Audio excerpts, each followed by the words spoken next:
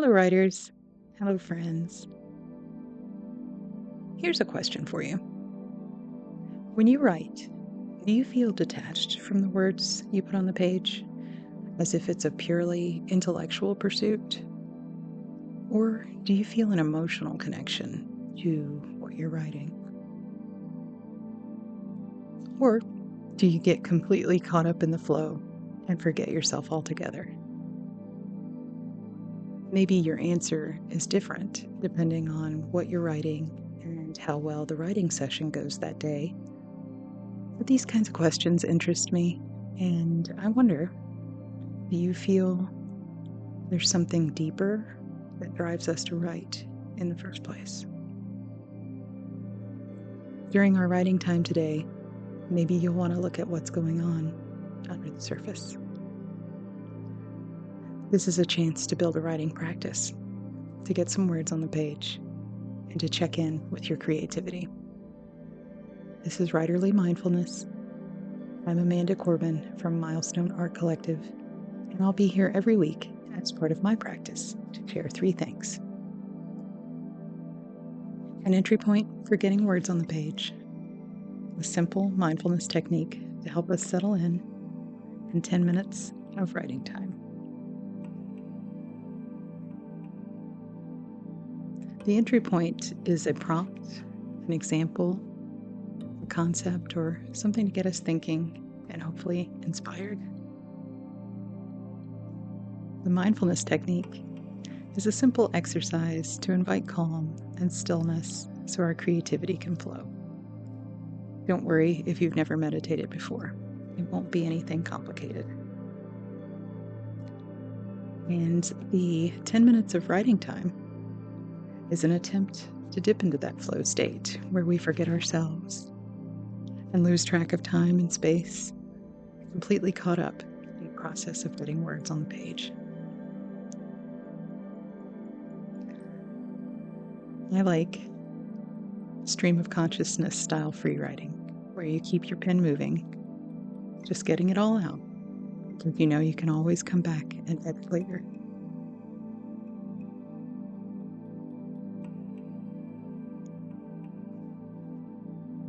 Rude.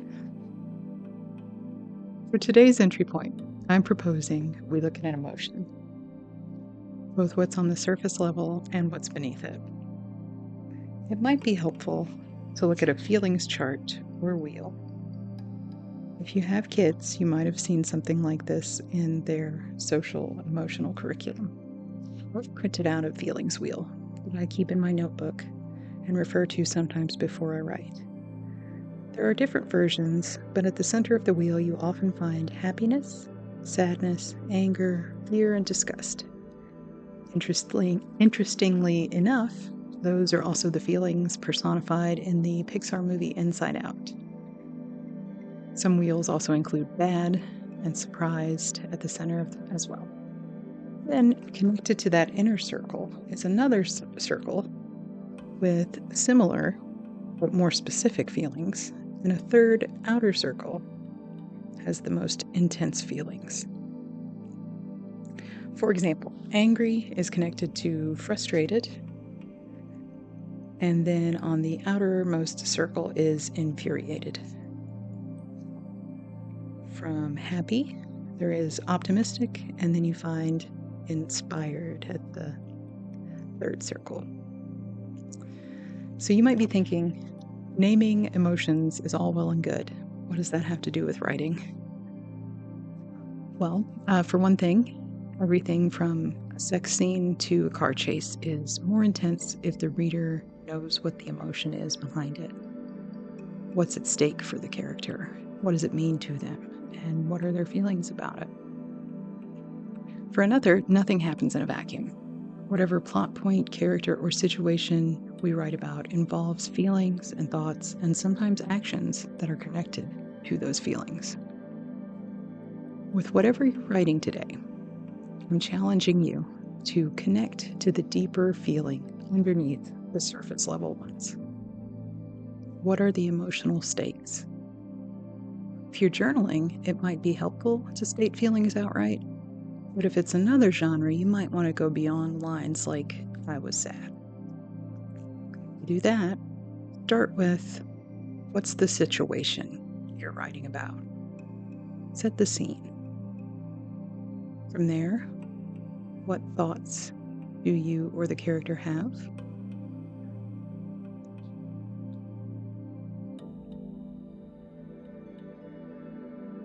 From there, what specific feelings do you or the character have? And that's where you could read through the feeling words on the wheel and see if any of them feel true to you or your character. What starts as a general bad feeling may be stress, which is in turn a feeling of being out of control. You don't have to put the word from the wheel into what you're writing. You may want to write it in the margins to guide you.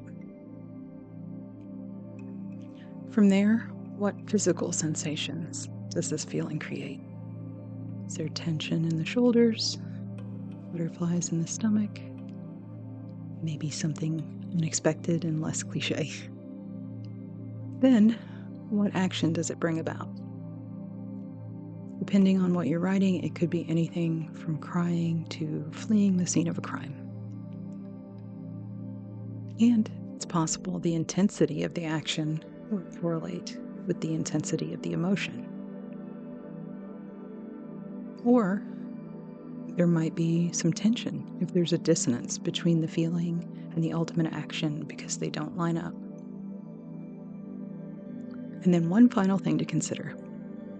If you become aware of the emotion under the surface, does that change things about the response to the situation?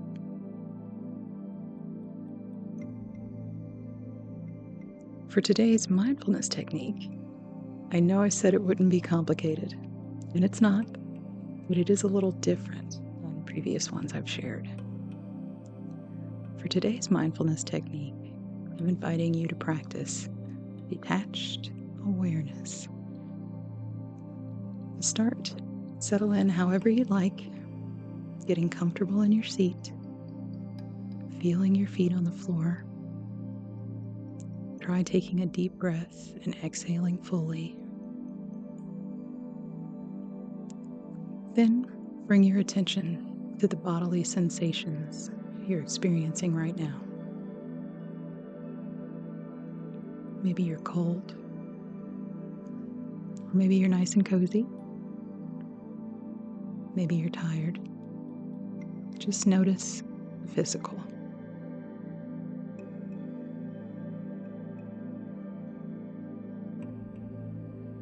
Once you feel present in the moment, I want you to become aware of what emotion you're feeling. It might help to close your eyes so you can really focus on it. What are you feeling right now?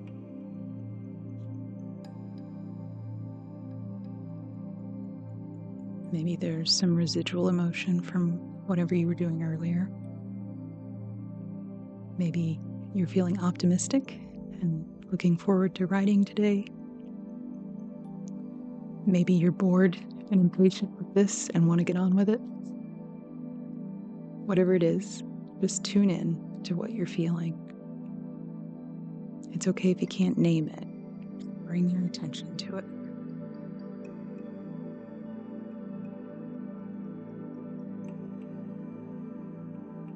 Maybe it's showing up in a certain place in your body. Maybe a thought comes to mind. Maybe you see something in your mind's eye that you associate with the feeling.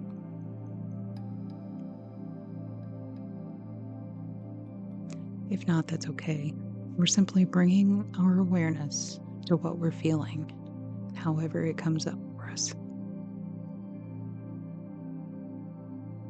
Maybe there's more than one feeling.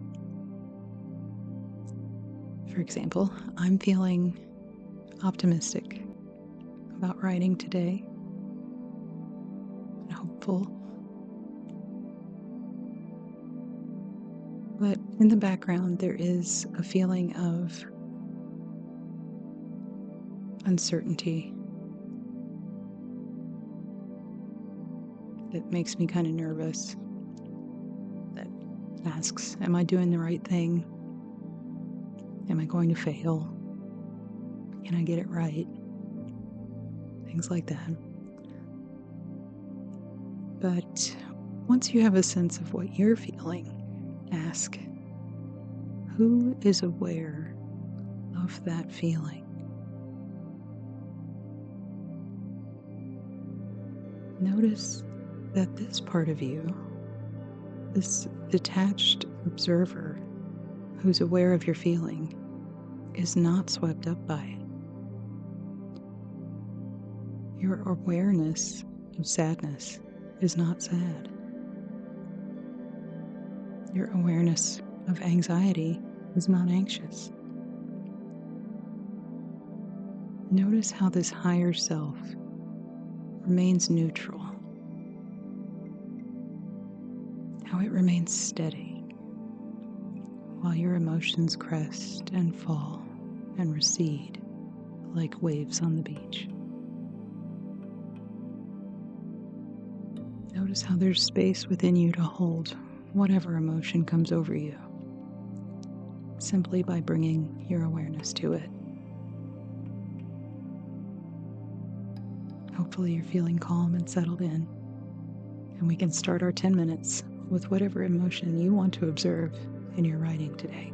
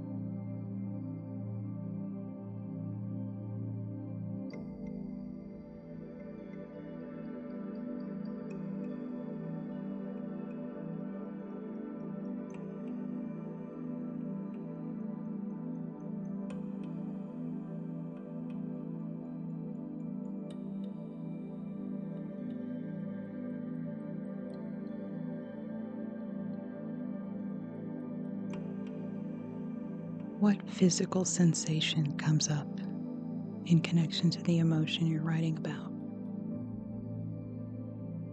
What details seem to stand out when you or your character are feeling this feeling? Is sadness blue? Is anger red? Does happiness glow? What details do you notice?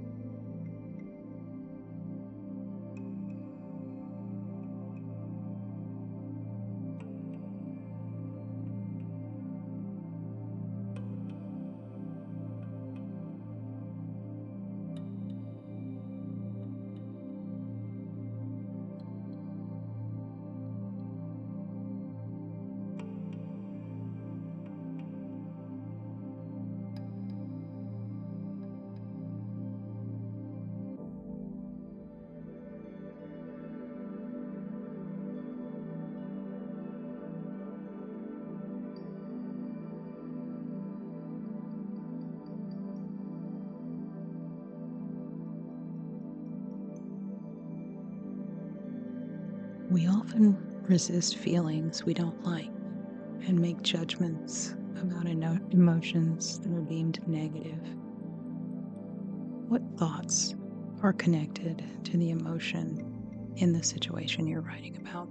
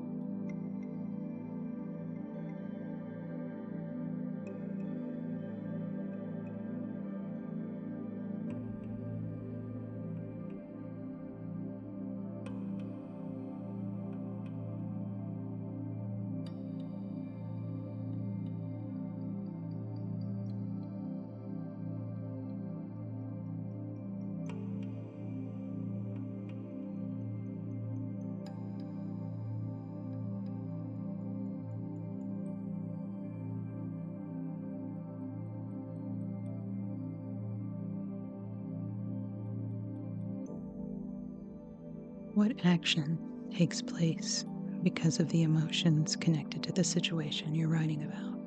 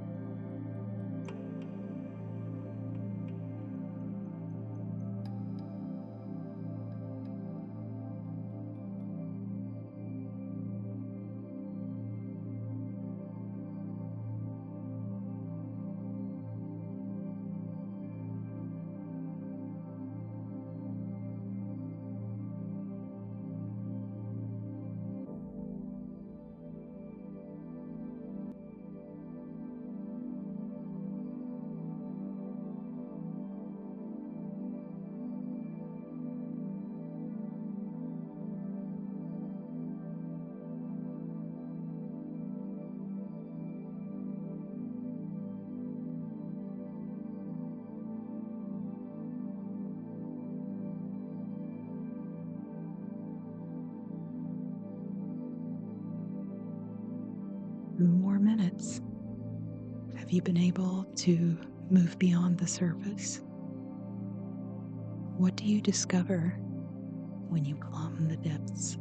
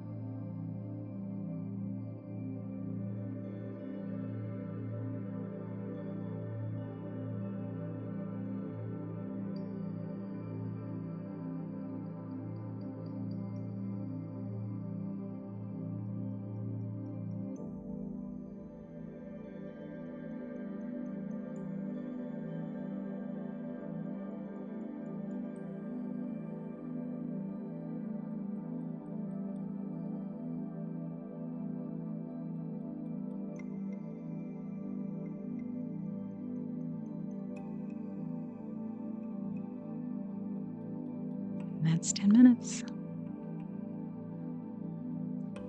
I'll be back here one more time next Monday so we can start our week with a little creativity. Until then, I'm wishing you inspiration, peace, and practice.